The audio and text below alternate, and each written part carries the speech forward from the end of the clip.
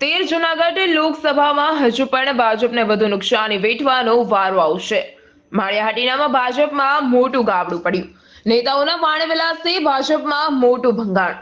200 જેટલા ક્ષત્રિય સમાજના લોકો ભાજપને બાય બાય કરી જોડાયા કોંગ્રેસમાં। પરસોત્તમ રૂપાલાનો વિવાદ હજુ સુધી થમ્યો નથી, ત્યાં જિલ્લા ભાજપના પ્રમુખે કરેલા વાણીવિલાસ ભાજપને પડ્યા ભારે। ભાજપના નેતાઓના વાણીવિલાસથી માળિયાહાટીના ક્ષત્રિય સમાજમાં ભાજપને મોટું નુકસાન થાય તેવી શક્યતા। માળિયાહાટીનામાં ખાસ તો ભાજપને માનનાર તાલુકો છે, પરંતુ નેતાઓના વાણીવિલાસથી ક્ષત્રિય સમાજ દ્વારા વિરોધ થતા ભાજપમાં ગઢમાં મોટું ગાબડું પડતા રાજકારણમાં ખળભળાટ મચ્યો છે। Bureau report, Mahadev news.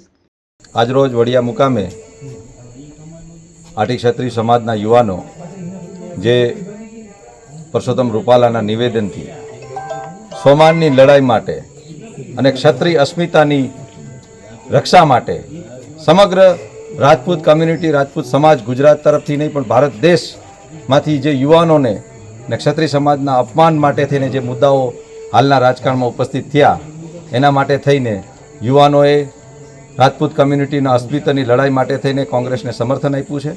હું આપ સૌને આ તકે એમને આવકારું છું અને ભવિષ્યમાં રાજપૂત સમાજ જ નહીં પણ સર્વે સમાજ એટલે ક્ષાત્ર ધર્મનો નિભાવ કરે અને આવનારા સમયમાં આ જે ક્રૂર તાનાશાહ અને અહંકારી સરકાર ને એમના પ્રતિનિધિઓ જે બેફામ વાણી વિલાસ કરી રહ્યા છે, ખાસ કરીને એક સમાજને ટાર્ગેટ કરતા હોય। ગઈકાલે જ ભાજપ જિલ્લા પ્રમુખ કિરીટ પટેલ એવું બોલતા હોય કે લુલી લંગડી બાડી બોબડી મહારાણી હોય ને એમના કુખેથી જન્મે તો એ રાજા બનતા હોય। કદાચ મારે એમને યાદ કરાવવું પડશે કે કૃષ્ણકુમારસિંહજીને યાદ કરજો।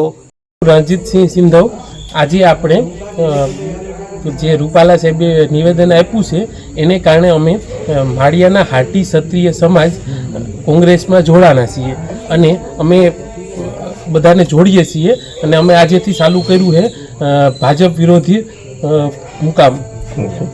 ક્ષત્રિય સમાજને અમે સાથે જોડીએ છીએ અને અમે બધા ક્ષત્રિય સમાજને સાથે જોડશું। જય ભવાની।